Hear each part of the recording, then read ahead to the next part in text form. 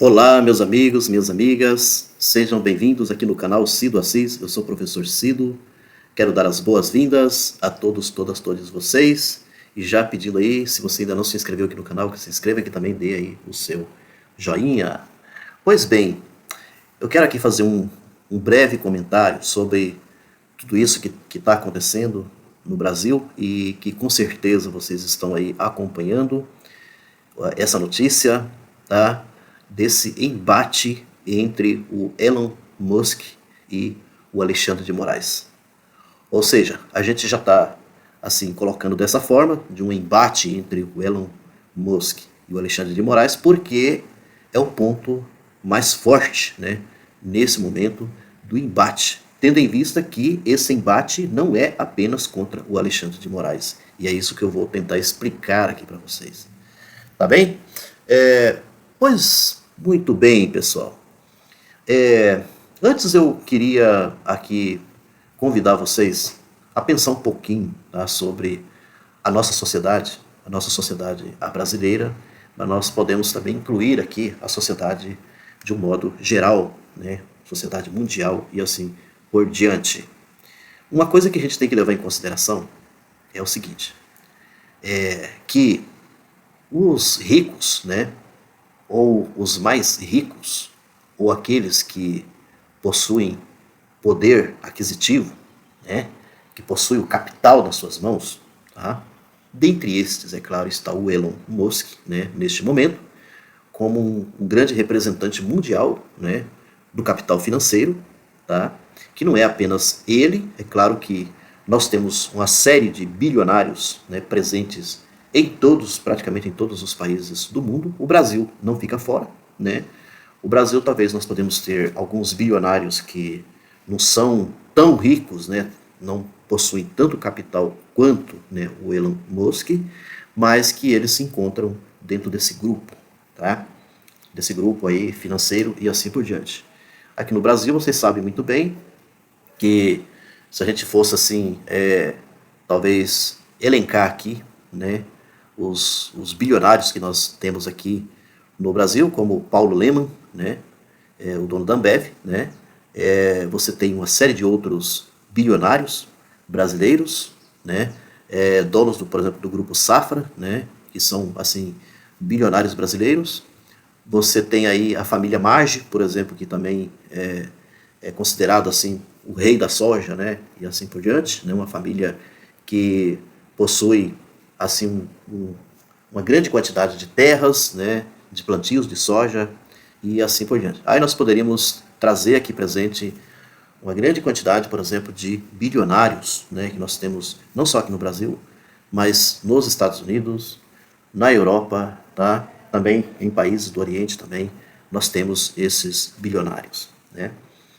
Acontece o seguinte, que o próprio Marx, né, o Marx ele já nos ensinou muita coisa quando ele vai tratar sobre essa relação, por exemplo, que existe entre o capitalismo, né, e a chamada luta de classes, né, dentro do próprio capitalismo. Então a existência da luta de classes, por exemplo, é muito interessante, porque o que acontece? A luta de classes ela vai acontecer exatamente porque nós temos uma divisão de classes sociais na nossa sociedade capitalista, né? Aqui no Brasil não é por menos, né? Aonde você vai ter uma classe que é a maior, né? Que tem em termos de quantidade de pessoas e tudo mais, que é a classe mais pobre, né? A classe trabalhadora, tá? E você vai ter uma outra classe que é a classe burguesa, a classe mais rica, que não é uma classe tão grande assim, mas uma classe muito pequena mesmo. Esses bilionários, por exemplo, tem gente que já colocam eles num patamar lá para cima, né? Numa classe bem pequenininha, que mal chega a 2%, né, da população mundial. Não é muita coisa. E que essa classe bilionária, elas detêm assim, uma grande quantidade de capitais em suas mãos, né, de bens, de lucro, essa coisa toda, que daria para, por exemplo, para sustentar a população mundial, a população que passa fome no mundo, tá? devido à grande quantidade de riqueza que essas pessoas possuem. E aí, então você tem lá em cima essa população, né, essa pequenina população, que são bilionárias, né, onde o Elon Musk está presente, tá?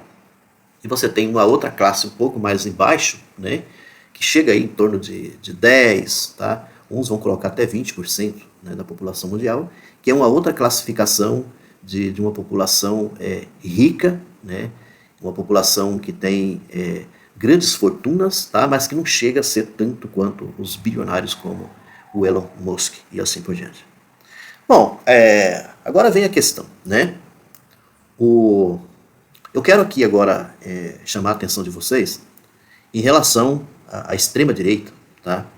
Essa extrema-direita que teve assim, o seu auge, né? A sua ascensão, principalmente com a eleição de Donald Trump, né? Nos Estados Unidos, tá?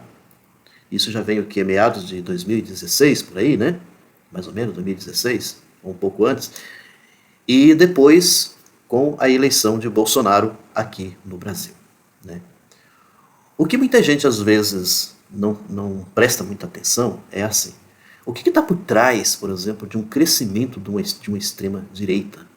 Não só aqui no Brasil, como nos Estados Unidos, e agora mesmo com um risco, né? Um risco, assim, dizem que em termos de porcentagem, uma porcentagem muito boa da volta do Donald Trump nos Estados Unidos.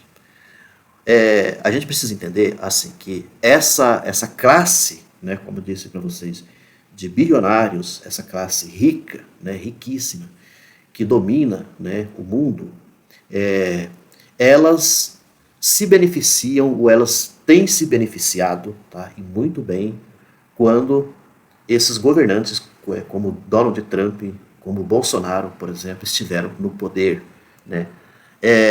Tem gente que às vezes vai pensar assim, mas como nós tivemos dificuldades financeiras, né, durante o período em que esses governantes, né, governaram tanto aqui o Brasil quanto os Estados Unidos, como está acontecendo também na Europa. Mas isso é uma ilusão, gente. Uma tremenda uma ilusão. Se você for botar assim na caneta, sabe, você for calcular, você for fazer todo um cálculo, tá, do quanto, por exemplo, que essas pessoas ganharam, o quanto de dinheiro que eles ganharam. Vocês querem ver uma coisa? O quanto que eles ganharam, inclusive, no período da pandemia. Tá? Esses multimilionários ganharam muito dinheiro. Os bancos se enriqueceram e muito. Tá? Os banqueiros, quem que disse que banqueiros, por exemplo, ficaram pobres durante o período da pandemia? Jamais. Tá? Esses grandes latifundiários, quantidade de dinheiro que esse povo ganhou. Ou seja, a extrema-direita, ela dá grana, ela dá dinheiro, dá poder para essa gente. Tá?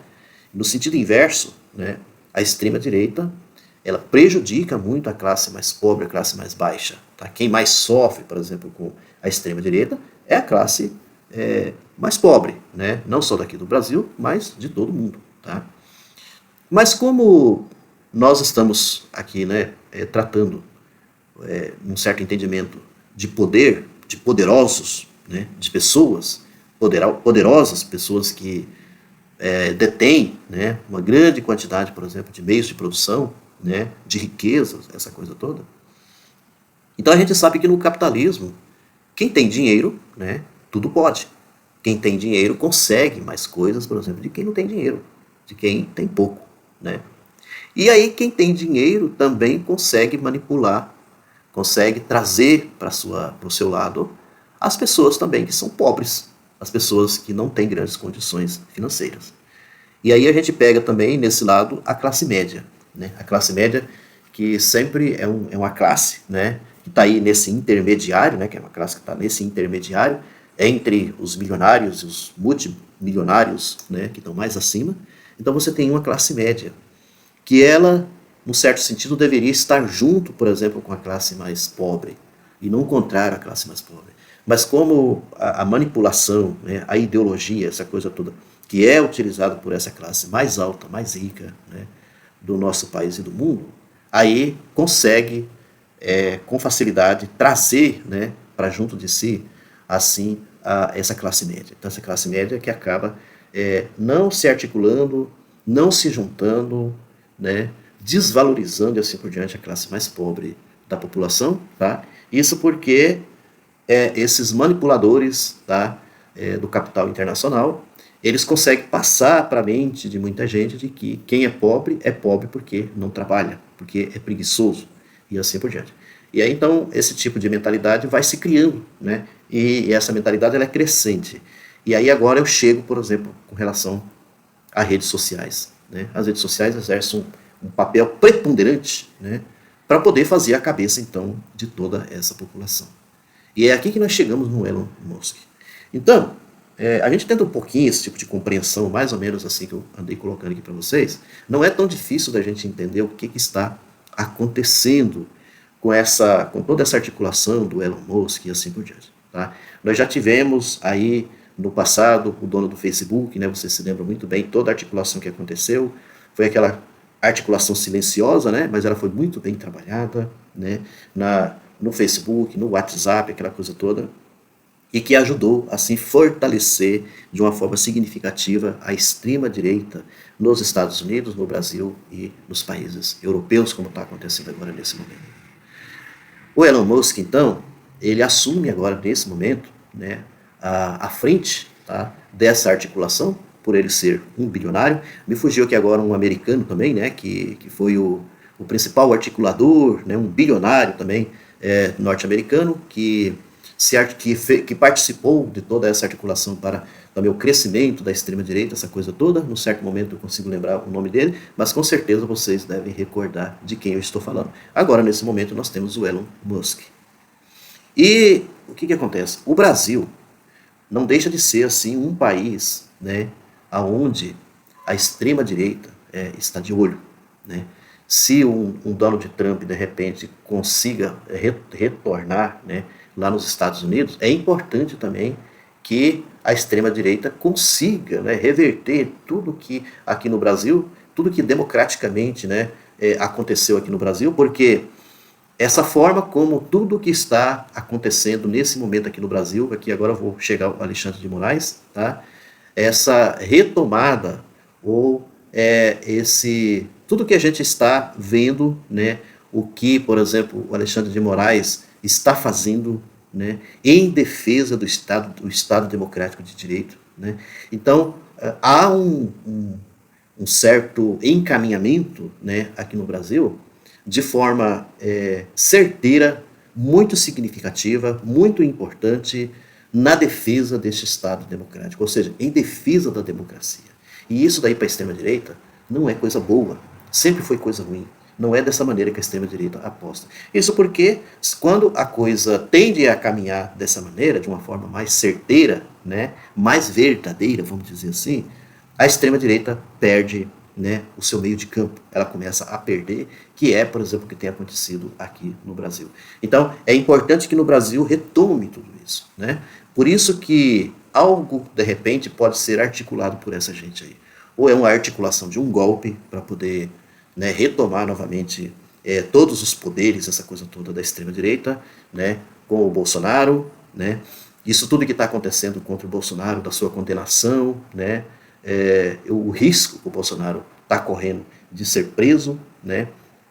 Então, tudo isso é uma baixa, é uma perda para a extrema-direita. Então, eles não querem deixar que esse tipo de coisas aconteçam, tá? Por isso que a entrada aí do Elon Musk, né, como sendo um bilionário mundial, um cara poderoso mundialmente falando, um grande representante do capital internacional, ele venha então até aqui, interfira, como tá interferindo de forma criminosa, inclusive, né? Mas isso é importante para a retomada da extrema-direita, principalmente aqui no Brasil. No fundo, para a gente poder entender todo esse contexto aí, o que está acontecendo, gente, não é nada dessa coisa igual muita gente pensa que é uma briga entre o Elon Musk e o Alexandre de Moraes, ou uma briga pessoal, né? Uma briga pessoal é como se fosse assim, tem gente que até chama de menino mimado, né? Do Elon Musk contra o STF, contra as entidades, né? As instituições brasileiras, essa coisa toda. Não, é algo muito mais forte do que isso, é algo muito maior do que isso, tá? Na realidade, é uma briga do capital internacional, tá? Na tentativa de derrubar, tá, todo esse processo democrático, tudo que democraticamente o Brasil vivenciou, por exemplo, com a eleição de Lula. E sem dizer que Lula, né, representa, assim, algo perigoso para essa gente toda. Né? Lula não é uma coisa boa, porque Lula está dando condições para trabalhadores, para pessoas mais pobres. Tá? E essa gente não aposta dessa maneira, como eu disse para vocês. Tá? E, além disso, limita muito assim, o poder de pessoas que ganham muito, de pessoas muito ricas, por exemplo, no país. Né? Há uma certa limitação. Né? Essas pessoas até continuam ganhando, mas há uma certa limitação. Não é tanto, por exemplo, como quando a extrema-direita está no poder, como esteve no poder, como foi o caso do Brasil. Então, eu não sei se vocês conseguiram entender, né, a questão aqui que eu estou colocando, e só para a gente assim, ter uma melhor compreensão, que tudo isso que está acontecendo, a meu ver, é um grande risco, por exemplo, que nós estamos passando aqui no Brasil. Tá? Essa história do Elon Musk, essa coisa toda, apesar de que acredito muito que as instituições brasileiras vão retomar, né, a caminhada normal, né, a normalidade, essa coisa toda, mas isso daí já é uma ventilação de uma grande articulação internacional, a internacional do capital internacional, contra tudo que, por exemplo, que está acontecendo no Brasil, contra o Estado Democrático de Direito, contra a democracia e assim por diante. E se de repente o Trump conseguir ganhar essas eleições nos Estados Unidos, então significa que vamos sofrer muitas consequências, vamos sofrer muita coisa, tá? Muita repressão, não vai ser fácil, tá? E isso necessitaria, de toda maneira, assim, uma grande articulação nacional da classe trabalhadora, da classe mais pobre do nosso país, e é o que não está acontecendo, infelizmente. E isso daí, a meu ver, não deixa de ser um perigo, um risco para todos nós. Um grande abraço e até a próxima.